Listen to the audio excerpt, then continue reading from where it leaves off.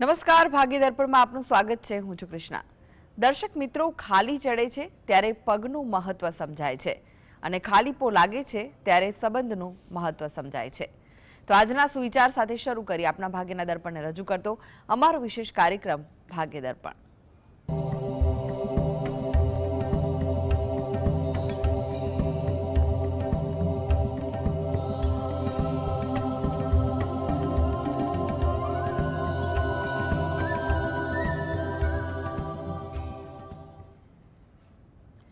તો ભાગ્ય દર્પણમાં આપના પ્રશ્નો નિરાકરણ, રાશિફળ, પંચાંગ વિશે માહિતી અને માર્ગદર્શન આપવા માટે આપણી સાથે જોડાઈ ગયા છે જાણીતા જ્યોતિષાચાર્ય અને વાસ્તુશાસ્ત્રી હસીતભાઈ પાઠક. હસીતભાઈ, ભાગ્ય દર્પણમાં આપનું સ્વાગત છે. નમસ્કાર. નમસ્કાર. હસીતભાઈ, સૌ પહેલા વાત કરીએ આજના પંચાંગ વિશે. તો શું કહે છે આજનું પંચાંગ? હા, આજના દિવસની શુભ શરૂઆત કરીએ પંચાંગની જાણકારીથી. આજે વાર છે શુક્રવાર. વિક્રમ સંવત 2081 ચાલી રહ્યો છે. આજે તારીખ છે 10 ઓક્ટોબર 2025. 10/10/25 છે. આજની તિથિની વાત કરીએ. આસો મહિનો ચાલે છે, તેનો વદ પક્ષ એટલે કૃષ્ણ પક્ષની આજે ચોથ છે. આજે છે આસો વદ ચોથ. નક્ષત્ર કૃતિકા, યોગ સિદ્ધિ અને કર્ણ બવ આવે છે. આજની રાશિની વાત કરીએ. આજની રાશિ આવે છે વૃષભ રાશિ, કે જેના નામાક્ષરો છે બ, વ અને ઉ.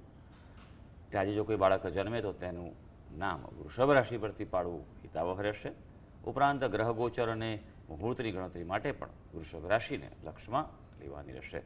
દિન વિશેષની વાત કરીએ તો આજે ચોથ છે. ઉપરાંત સૂર્ય છે તેનો ચિત્ર નક્ષત્રમાં પ્રવેશ થઈ રહ્યો છે. આજથી એમ કહેવાય કે વાતાવરણ સૂકું થવાની જે પ્રક્રિયા છે તે વધી શકશે. જી. આજની વાસ્તુ ટીપ શું છે દર્શક મિત્રો માટે? હા, વાસ્તુ ટીપમાં આપણે વિશેષ વાત કરી રહ્યા છીએ અને તે છે કે ઘરનું મકાન હોય કે કોઈ પણ જગ્યા હોય તેનું મુખ્ય દ્વાર, તે અંગે ખૂબ ધ્યાન રાખવું જરૂરી છે. કારણ કે જીવનમાં જો સફળતા મેળવવી હોય તો તમારું મુખ્ય દ્વાર ખૂબ જ ઉત્તમ હોવું જોઈએ. ખાસ કરીને મુખ્ય દ્વાર જે છે તે જ્યારે નવું ઘર કે નવી જગ્યા લો ત્યારે તો સારું હોય છે, પણ નિયમિત તેને ચેક કરતા જવું.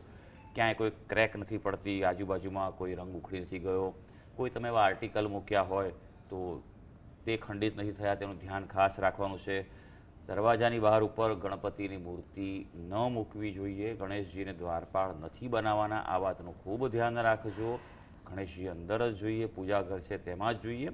આ વાત ઉપરાંત ઘણી જગ્યાએ જોવા મળે છે કે ઘરની બહાર કચરા પેટી અથવા પેલું કચરાનું ડબ્બો કે બોક્સ મૂકેલું હોય છે, એ ઘણીવાર ખુલ્લું હોય છે, તો તે નકારાત્મકતા આપે છે.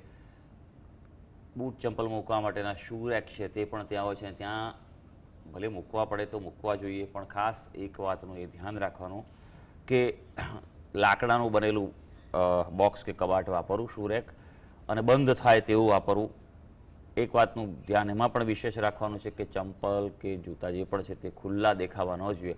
ઘરના મુખ્ય દ્વારની બહાર ક્યારેય ચંપલ જૂતા ખુલ્લા ન હોવા જોઈએ. આ વાતનું વિશેષ ધ્યાન રાખજો.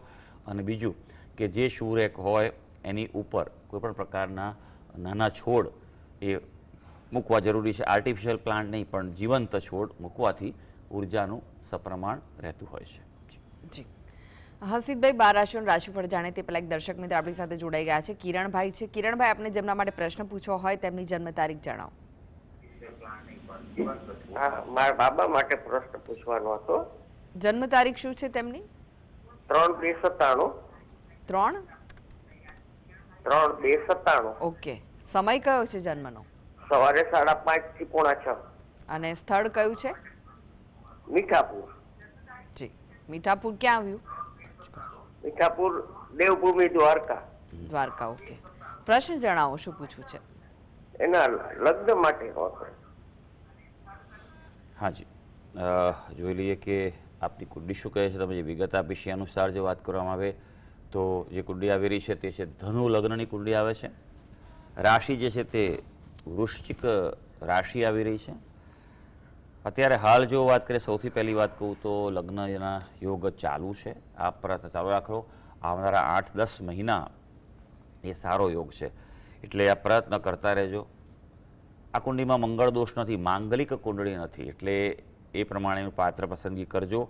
પણ હા, કુંડલીમાં 2 દોષ એવા છે તેના કારણે લગ્ન થવામાં વિલંબ થાય, આગળ કદાચ સંતાન પ્રાપ્તિમાં પણ કોઈ પ્રતિકૂળતા ઊભી થાય તેવું બની શકે. શ્રાપિત દોષ છે આ કુંડળીમાં, એટલે એનું ખાસ નિવારણ કરાવવું ખૂબ જરૂરી છે. અને તેની સાથે અંગારક દોષ પણ છે. આ બંને દોષ જે દ્વિદોષ છે તેનું આપ નિવારણ કરાવો. વિશેષ પદ્ધતિ વિન્યાસ સંકલ્પ પદ્ધતિથી કરાવો. એનાથી ઘણી બધી અનુકૂળતાઓ થઈ શકશે. બાકી યોગ ચાલુ છે, પ્રયત્ન ચાલુ રાખજો. જી, અનેક દર્શક મિત્ર જોડાઈ ગયા છે. અક્ષયભાઈ છે. અક્ષયભાઈ, આપને જેમના માટે પ્રશ્ન પૂછવો હોય તેમની જન્મ તારીખ જણાવો. અક્ષયભાઈ, આપને જેમના માટે પ્રશ્ન પૂછવો હોય તેમની જન્મ તારીખ જણાવો. લાગે છે કે તેમની સાથેનો સંપર્ક તૂટ્યો છે. હસીદભાઈ, રાશિફળની વાત કરીએ. રાશિ મંડળની પ્રથમ 3 રાશિ મેષ, વૃષભ, મિથુન રાશિના જાતકોનો આજનો દિવસ કેવો રહેશે? હા, શરૂ કરીએ આજના દિવસનું રાશિ ભવિષ્ય. સૌથી પહેલી રાશિ આવે છે મેષ રાશિ, કે જેના નામાક્ષર છે અ, લ અને ઈ. આપના માટે આજે ભાઈ આર્થિક લાભની આશા ફળશે. એટલે આર્થિક ક્ષેત્રે ગ્રહો તમને મજબૂતાઈ આપી રહ્યા છે. કોઈ નવા આયોજન કરવાના હોય, પ્લાનિંગ, તો એ પણ સફળ થઈ શકે.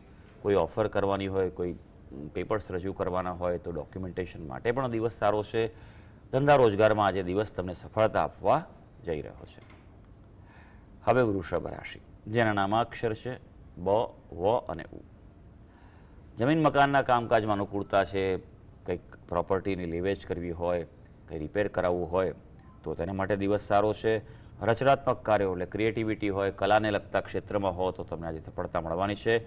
નોકરિયાત વર્ગને પણ લાભ થઈ શકે તેમ છે. હવે મિથુન રાશિ, જેના નામાક્ષર છે ક, છ અને ઘ. કાયદાકીય બાબતોમાં અડચણ રહી શકે. એટલે કોઈ પ્રકારનો કેસ ચાલતો હોય કે કોર્ટ કચેરી હોય તો 1-2 દિવસ જવા દેજો, ત્યારબાદ આગળ વધજો. નહીં તો પછી અડચણ રહી શકે. પરિવારમાં પણ ક્યાંક નાની મોટી માંદગી, સિઝનલ ઇફેક્ટ થઈ શકે. હા, સારી વાત આજે એ છે કે તમે પોતાની જાતના વિશ્વાસે રહેજો. પોતાની આવડતથી સફળતા મેળવવા જઈ રહ્યા છો. જી, એક દર્શક મિત્ર જોડાઈ ગયા છે. હરેશભાઈ છે. હરેશભાઈ, આપને જેમના માટે પ્રશ્ન પૂછવો હોય તેમની જન્મ તારીખ જણાવો. હા, મારે મારી પત્ની વિશે પૂછવું છે. જન્મ સમય ને જન્મ તારીખ ખબર નથી. વર્ષ છે 1965 અને કારતક વધ 7મ છે. જી, પ્રશ્ન જણાવો આપનો. એના જીવનમાં કેવું રહેશે આમાં? તકલીફ શું છે અત્યારે ભાઈ એમને? તકલીફ ઘણી, પ્રભુ ઘણી તકલીફો છે જીવનની. તો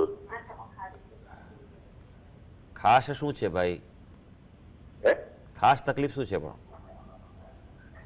ખાસ જીવન અતિશય સંઘર્ષમય ચાલી રહ્યું છે. સારું, હવે જુઓ મારી વાત સાંભળજો. કારણ કે પહેલી વસ્તુ કે કુંડળી બનતી નથી આપણી. કુંડળી માટે સ્પષ્ટ જન્મ તારીખ, જન્મ સમય, જન્મ સ્થળ જોઈએ. જન્મ તારીખ આપની છે નહીં. હા, તમે વિદ્વાન જ્યોતિષી પાસે કઢાવી શકશો તારીખ તો. એટલે અને સમયનો પણ ખ્યાલ હોવો જરૂરી છે. નહીં તો પછી કુંડળી બનતી નથી. પણ પ્રશ્ન કુંડળીના આધારે, ગોચરને આધારે હું તમને એટલું કહી શકીશ કે માનસિક અસર વધારે છે વિચારોને કારણે. માનસિક ચિંતા રહે છે, ઉતાર ચઢાવ રહે છે, સ્ટ્રેસ રહે, ક્યારે ડિપ્રેશન રહે, તેવું થઈ શકે એવું છે. સુવાની દિશા ચેક કરો. માથું પશ્ચિમમાં હોય એવું બની શકે, અથવા દક્ષિણમાં હોય તો સારું છે, અને પૂર્વમાં સારું છે. ઉત્તરમાં ના રાખતા, પશ્ચિમમાં ન રાખતા. તમારા ઘરમાં વાસ્તુદોષ હોવાની સંભાવના દેખાઈ રહી છે. ખાસ કરીને ઈશાન, ઉત્તર અને પશ્ચિમનો જે ભાગ છે, જે શુભ આખો જે ઝોન છે તે શુભ ગણાતો હોય છે, ત્યાં કોઈ દોષ હોઈ શકે એવું બની શકે. ત્યાં વજન ના રાખતા. ઘરમાં સૂર્યપ્રકાશ આવે તેવું કરજો. આટલું કરવું જરૂરી છે. અને ભગવાન વિષ્ણુની ઉપાસના કરો. વિષ્ણુ સહસ્ત્ર નામના પાઠ નિયમિત કરશો તો આ જે તકલીફો છે તેમાંથી બહાર આવી શકાશે. જી, વિક્રમભાઈ જોડાઈ ગયા છે. વિક્રમભાઈ, આપને જેમના માટે પ્રશ્ન પૂછવો હોય તેમની જન્મ તારીખ જણાવો.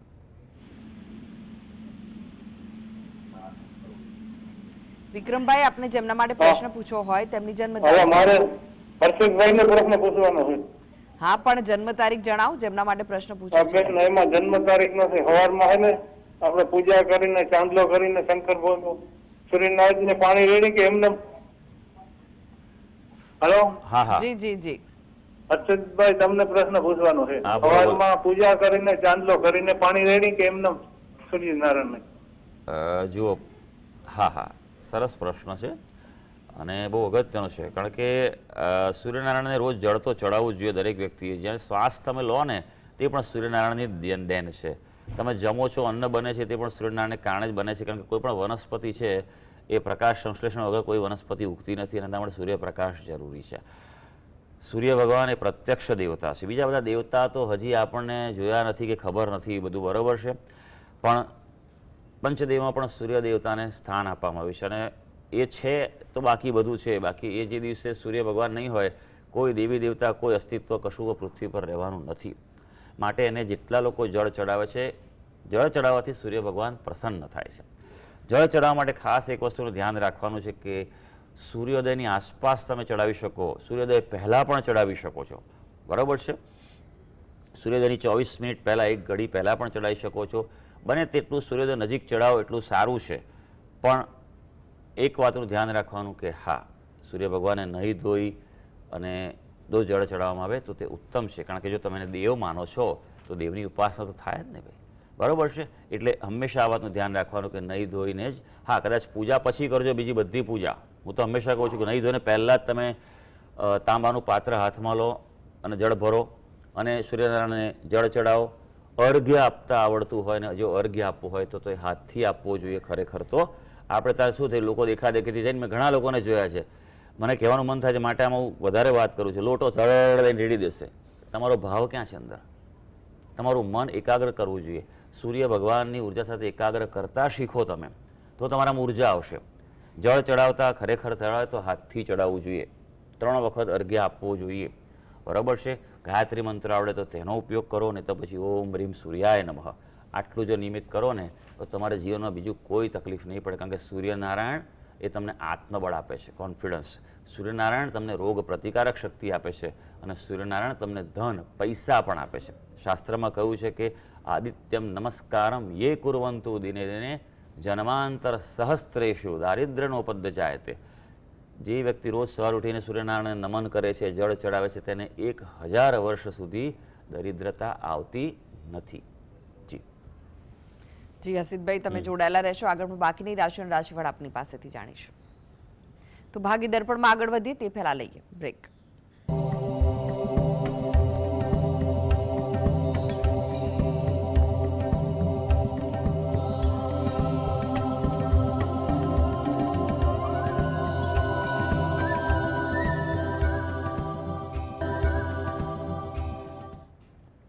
બ્રેક બાદ આપનું સ્વાગત છે. આપણી સાથે જોડાયેલા છે જાણીતા જ્યોતિષત્ર અને વાસ્તુશાસ્ત્રી હસીતભાઈ પાઠક.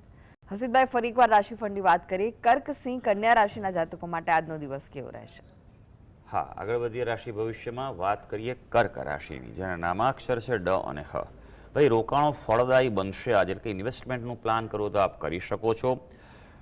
સામાજિક રીતે આજે વ્યસ્ત દિવસ રહેવાનો છે અને સારી વાત એ છે કે તમારા દાંપત્ય જીવનમાં અનુકૂળતા વધવા જઈ રહી છે. હવે વાત કરીશું સિંહ રાશિની.